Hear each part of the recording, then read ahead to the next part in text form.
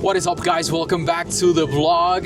In today's video we are once again in Orange County at the Cars and Coffee event, and today should be a special event.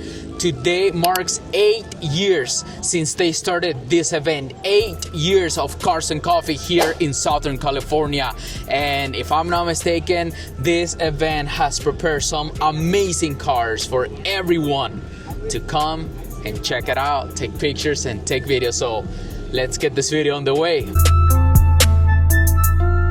This is the Lexus LFA.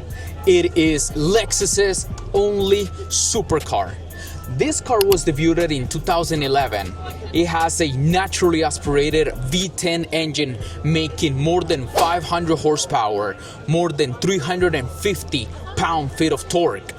This car, when it came out, had an MSRP of $385,000. Now, over time, this car has appreciated a lot. Some of these cars are actually being sold at $500,000, $750,000, and almost $1 million. It's a very special car. There is only 500 of this in the entire world. So to get the opportunity to see one of this is extremely rare. Now, what if there wasn't just one LFA, but two LFAs? But there's actually 3 LFAs, and 4, and 5, number 6, and 7, and 8, and 9, 10, 11, 12, 13, 14, 15, 16, 17, follow me this way, 18, 19, 20, 21, 22, 23, 24, 25, 26, 27, 28, 29, 30, 31, 32, 33, 34, and 35 Lexus's LFA right here in Cars and Coffee. This is absolutely crazy. Like I said, there was only 500 of these cars ever made for the entire world, and there is more than 30 just today in Southern California.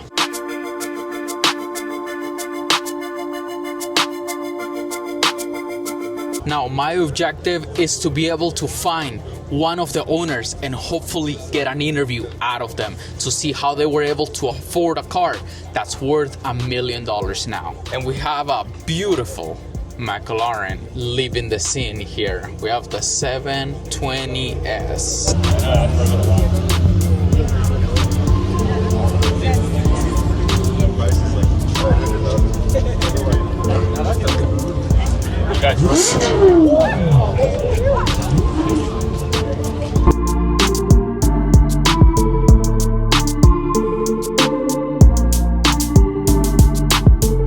Alright, you guys, check this out. Here we have the Ferrari 458 Spider.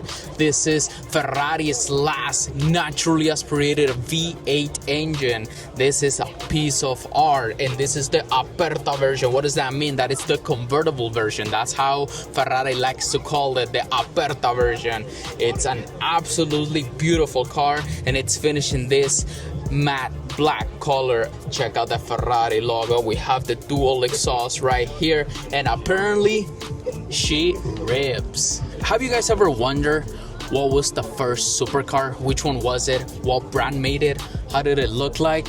Well, it's right behind me, right there. So this is the Lamborghini Mura right here. This is considered to be the first supercar ever made. As you can see, they decided to add some eyelashes for style right here, and it's absolutely beautiful. This is a mid-engine naturally aspirated V12 car from Lamborghini, and it's made it to a gated manual transmission. The engine is back here. It's mid-engine. The engine is in front of the rear axle. We have the Mura S logo right here, and it was named after a Spanish bull. So right here we have the Ferrari Tessterosa. We have a naturally aspirated flat 12 engine. What does that mean? This isn't a V12, it's a flat 12, or a boxer engine. A lot of people know it by a boxer engine because the cylinders punch each other. They go like this. Instead of a V, they go like this.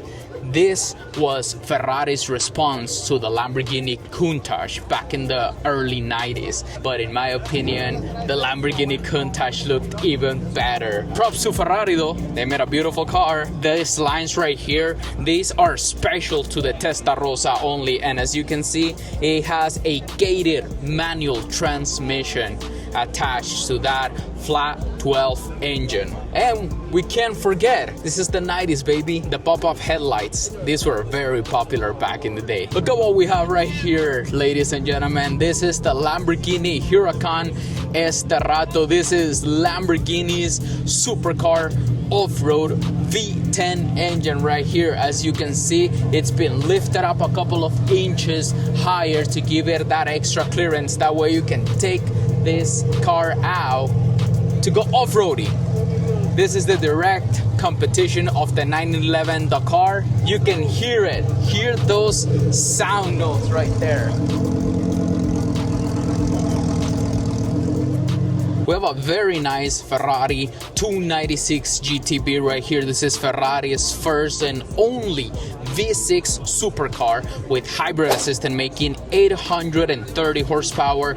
We got the Aventador SVJ 6.5 liter naturally aspirated V12 all-wheel drive. We have a rear-wheel drive and all-wheel drive. Let's check it out. We have a Huracan Super Trofeo. It's a more aggressive version. I really like the paint. It actually looks different but nice at the same time. Look at this enormous huge wing that it has. This is part of the Super Trofeo Racing League of Lamborghini. This is your Ferrari right here. Yes, sir. You remember the year, make and model of the first car that you ever bought? Yes, I do. It was a 1965 Chevy Malibu Super Sport 327 black on black. Wow. Holley 4-barrel, Muncie close ratio transmission and posi traction.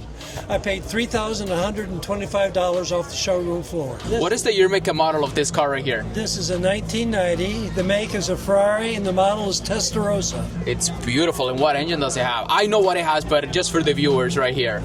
Tessterosas have a very, very, very rare engine. There are only 2 production car series in the world ever built with flat 12s. That's beautiful. And how much did you pay for this car? $58,000. How long ago? 18 years. Okay, I was just gonna say, there's no way that you can find one of these in 2025 for $58,000. What was the first job that you ever had when you were young? Paper route. How old were you when you started that? 10 years old. 10 years old. Let's say a young boy in today's generation who perhaps is working as in a paper route or newspaper or something along, that industry. What do they need to do in order to afford a car like this in the future? Let's say they dream of owning a Ferrari in the future. What is the best advice that you can tell them? Well, when you're making money, don't spend it all. Save. So when I bought my first car, I always say that the right front wheel was money I made from my paper route when I was 10 years old. The other thing I would say is don't waste your money on buying new car after new car after new car. You get a car and you keep it less expensive for many years to drive and repair than buying a new car where you are having a huge amount of depreciation. You're paying a whole bunch of interest, more for insurance, and what are you gaining from having a new car? So my current daily driver, 2006 Chrysler 300 with over 400,000 miles on it. Are you a business owner? Yes. Okay, what would you say it's more important to have?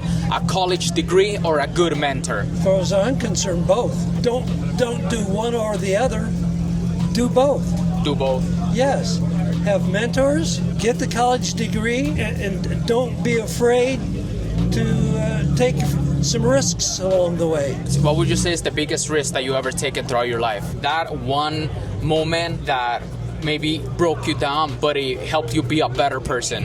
In 1983, I lost 75% of my business in 45 days. I had to decide, did I want to continue to be a consultant Okay. Or was I going to go back into the business world and become an employee? And in fact, my mother's advice was, son, why don't you get a real job? I continued with the consulting, and here I am today.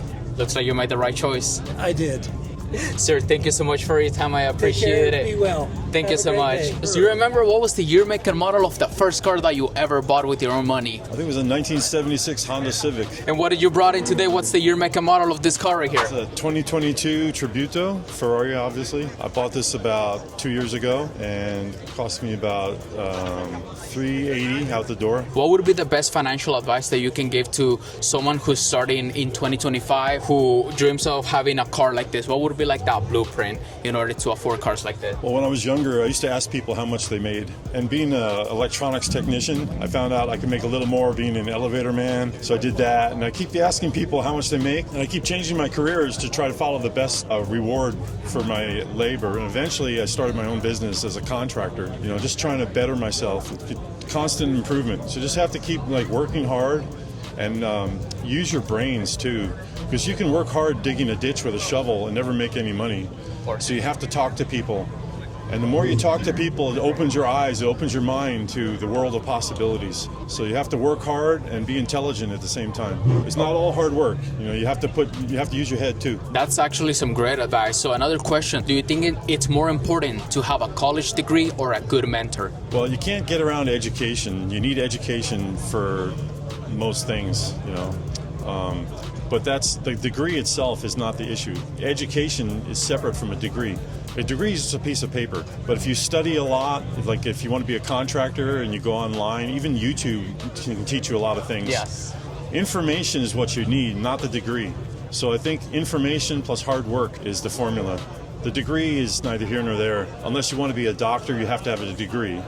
Of course. But other than that, information, sans a degree, plus hard work is a good formula. Now, as a Ferrari owner and someone who has your own company, what would you say it's the biggest risk that you had to take in your life? What was that moment that completely broke you, but at the same time it made you an even better person? Funny you should ask that, because when I was working for other people, I got in a car accident and I was out of work for 3 months, and it gave me time to get my own license and my own insurance, my own bonding to start my company. So if it weren't for that car accident, I might have just stayed on the hamster wheel. Work, eat, sleep, work, eat, sleep. You know, it's hard to make a change in your life, but that was a dividing line that forced me to make a change. But once I started my own business, I wasn't sure if I was going to make money or not. So there's uncertainty whether or not I was going to be able to eat or make my rent. But after 1 year, 2 years, I started to make money, and then I was not going to turn back. You know, I never turned back since. An event like that could break a lot of people. An event like that would actually put a lot of people down to the ground and maybe not even find the motivation to continue to keep going. So what was it that helped you? Was it the support of family, friends, or your own mindset? Were you just sure about yourself that you had to keep going? Well, I think faith in God, it plays a part in it, and having a family structure around you. Family is the most important thing in life. Well, wonderful. Thank you so much, sir. I appreciate your time.